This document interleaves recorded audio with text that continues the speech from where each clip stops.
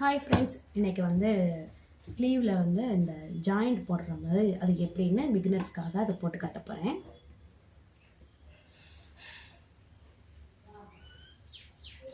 இந்த மாதிரி பீசஸ் வந்து எவ்வளோ நமக்கு வேணுமோ அந்த அளவுக்கு கட் பண்ணி வச்சுருக்கேன். நல்ல பக்கம் அந்த லைனிங் வந்து நல்ல பக்கம், அதே மேலே இந்த பீஸை வச்சுட்டு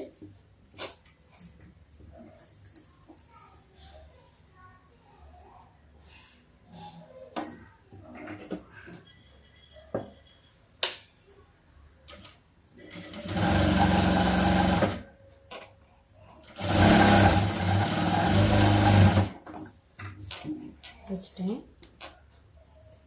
இப்போது இதை வந்து அப்படியே திருப்பி அந்த மேலே ஒரு படிமான தையல்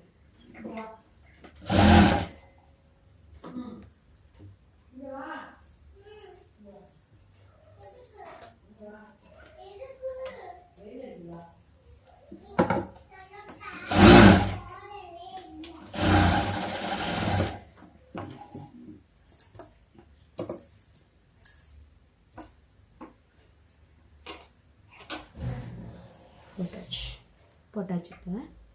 இப்போ நமக்கு இந்த ஒரு ஸ்கேல் அளவுக்கு கைக்கு வந்து நம்ம விட்டுருக்கோம். அதை இப்போ பார்த்தீங்கன்னா கரெக்டாக நம்ம எடுத்துக்கலாம். எக்ஸஸாக இருக்கிறத கட் பண்ணிக்கலாம்.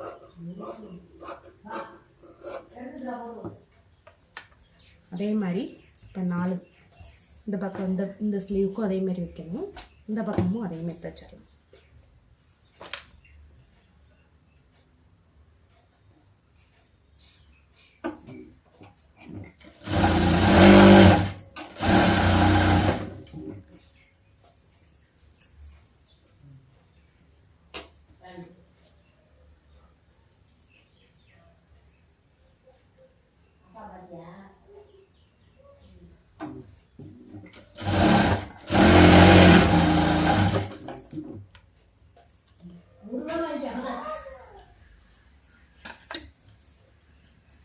படிமான தையல் போட்டுக்கலாம்.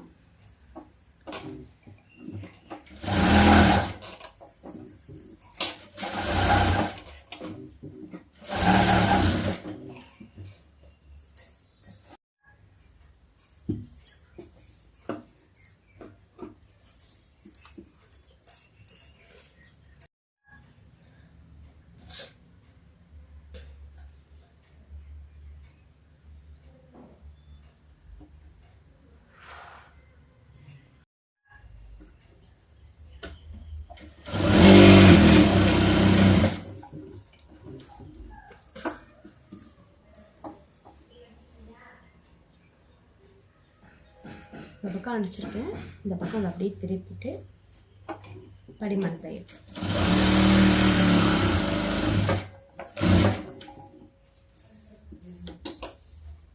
அதே மாதிரி இந்த பக்கமும்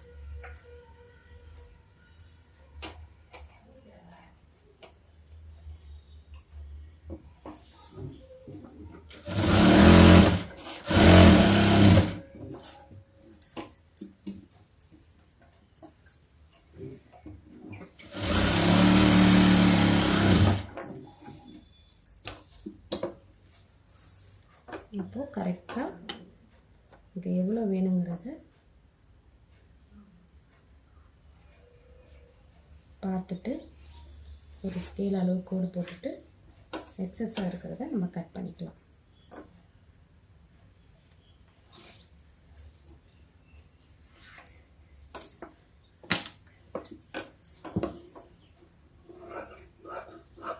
பிகினர்ஸ்க்காக சொல்கிறேன். நல்லா ட்ரெயின் ஆனவங்களுக்கு ஸ்கேல் கோடெல்லாம் தேவையே இல்லை.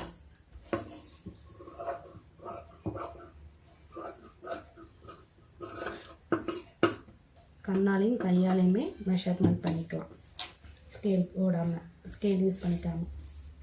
ஓகேவா?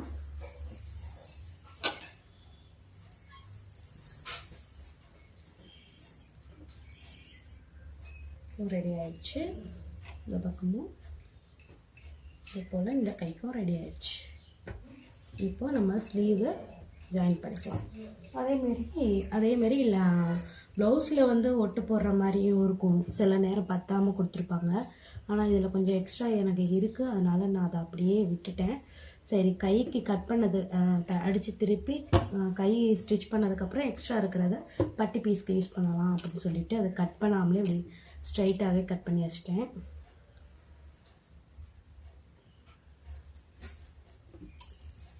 உங்களுக்கு நான் இப்போ வச்சு காட்டுறேன். இது வந்து ஸ்லீவோட ப்ளவுஸில் வந்து நல்ல பக்கம், இது ப்ளவுஸ் பீஸ். இது நான் வந்து துணி கம்மியாக இருந்ததுனால நான் வந்து மடித்து தைக்கிறதுக்கும் நான் கம்மியாக தான் விட்டுருந்தேன்.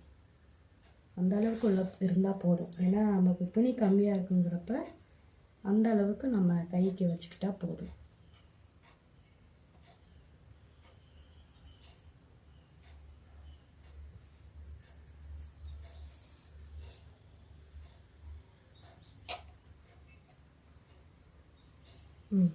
இது வச்சுட்டு இப்போ கரெக்டாக இந்த பீஸ்லாம் இருக்குல்ல, இதெல்லாம் எக்ஸ்ட்ரா, இது வந்து பட்டி பீஸ்க்கு யூஸ் பண்ணலாம் கூட வச்சுருக்கேன்.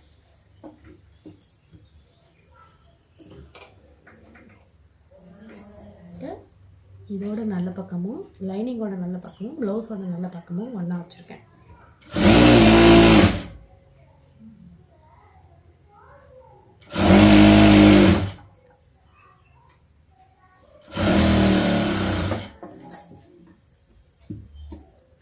இப்போ மேலே ஒரு படிமான தையல் போட்டுக்கலாம்.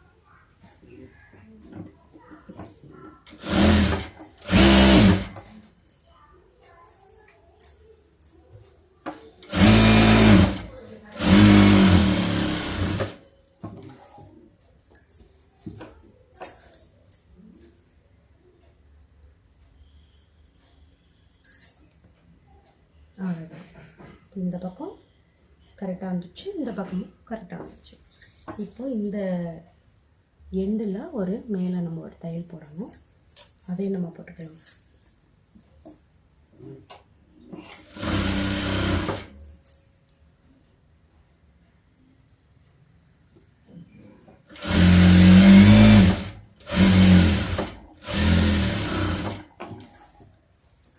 போட்டாச்சு. இப்போ கையை சுற்றி அப்படியே லைனிங்கை சுற்றி நமக்கு லைனிங் எந்த அளவுக்கு இருக்குங்கிறது தான் நம்மளோட மெயின் அளவு.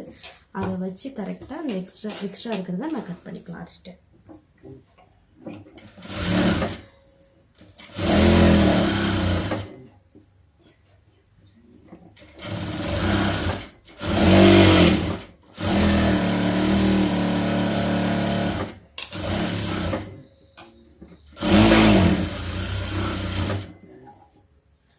எக்ஸ்ட்ரா இருக்கிற பீஸெல்லாம் நம்ம கட் பண்ணிக்கலாம்.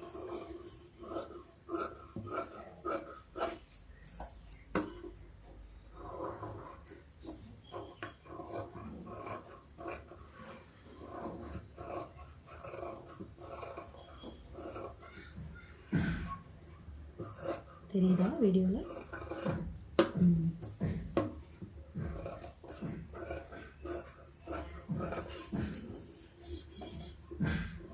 நிறைய மெத்தட் இருக்குது ஸ்லீவ் ஜாயின் பண்ணுறதில்ல. இது வந்து பிகினர்ஸ்க்காக நான் போட்டிருக்கேன். அதெல்லாம் ஸ்லோவாக தான், ரொம்ப ஸ்லோவாக சொல்லி கொடுத்துட்ருக்கேன். இப்போ இந்த பீஸு வந்து இதில் பத்தாது, ரொம்ப கம்மியாக தான் கொடுத்துருந்தாங்க இந்த ப்ளவுஸ் பீஸில். சரி, நம்ம என்ன பண்ண முடியும், அவங்க கொடுத்தது தான் நம்ம வச்சு தைக்க முடியும். அதனால் வந்து இதை ஜாயின் பண்ணி தான் நம்ம வந்து பட்டிக்கு இதை எடுத்துக்கலாம். இப்போ நம்ம ஜாயின் பண்ணுற இடத்துக்கிட்ட கை ஆம்கோல் ஜாயின் பண்ணுறோம்ல, அந்த இடத்துட்டு ஒரு நாச்சஸ் போட்டுக்கலாம். இது வந்து ஷோல்டர் ஜாயின் பண்ணுறோம்.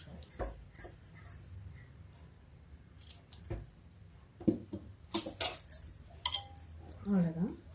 நம்ம துணி பத்தலையேன்னு பிகினர்ஸ் வந்து ஒரு மாதிரி குழப்பத்தில் இருக்காங்க. இந்த அளவெல்லாம் வந்து இந்த அளவுக்கெல்லாம் வந்து டைலரிங் ஷாப்பில் நம்ம கற்றுக்க போகிற இடத்துலையும் சொல்லிக் கொடுக்க மாட்டாங்க.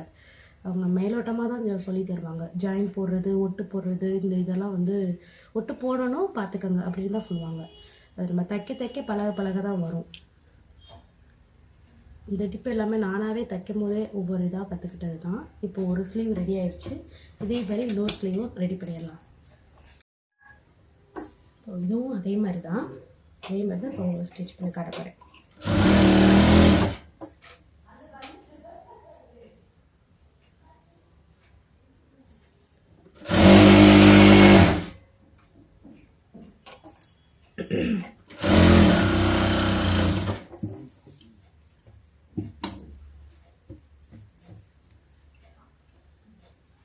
இப்போ படிமான் தையல் போட்டுக்கலாம்.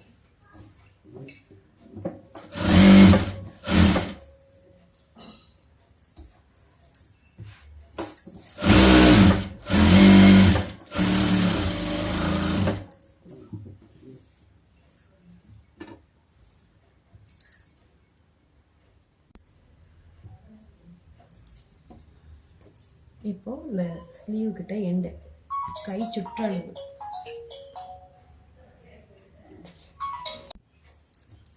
இப்போ படிமான் தையல் கை சுற்றளவு அந்த இடத்துக்கிட்ட போட்டுக்கலாம்.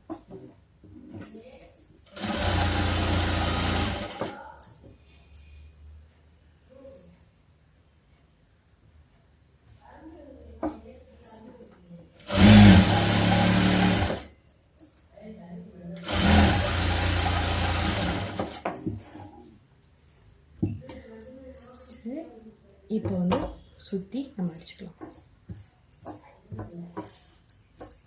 இப்படி நல்லா வரி பண்ணிக்கோங்க. ஏன்னா வந்து உள்ளே வந்து இல்லைன்னா தனியாக தூக்கி நிற்க. லைனிங் தனியாக, படிமா ப்ளவுஸ் தனியாக, ப்ளவுஸோட பீஸ் வந்து தனியாக தூக்கி.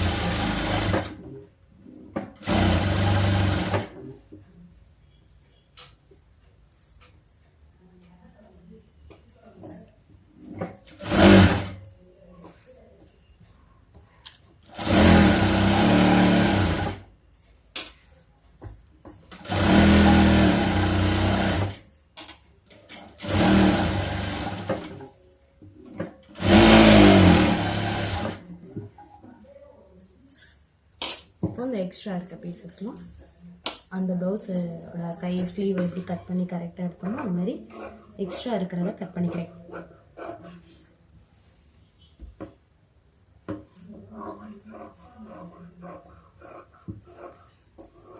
இந்த மாதிரி நான் ஸ்டிச் பண்ணிக்கிட்டே ஸ்பீச் கொடுத்தது எந்த வீடியோவும் போடலை. நான் வீடியோ எடுத்துகிட்டு அப்புறமா அமைதியாக பேக்ரவுண்டு எப்படி அமைதியாக இருக்கோ அந்த அளவு அதை பார்த்து தான் நான் வந்து ஸ்பீச் கொடுப்பேன், பேக்ரவுண்ட் ஸ்பீச்சு. இந்த தடவை தான் சரி கட் பண்ணும்போது நம்ம ஸ்டிச் பண்ணும்போதுமே வந்து ஸ்பீச் கொடுத்துட்டு ஒரு வீடியோவாக போடுவோம் அப்படின்ட்டு பண்ணியிருக்கேன். இது வந்து எக்ஸ்ட்ரா இருக்கிறத பட்டி பீஸ்க்கு வச்சுக்கலாம்.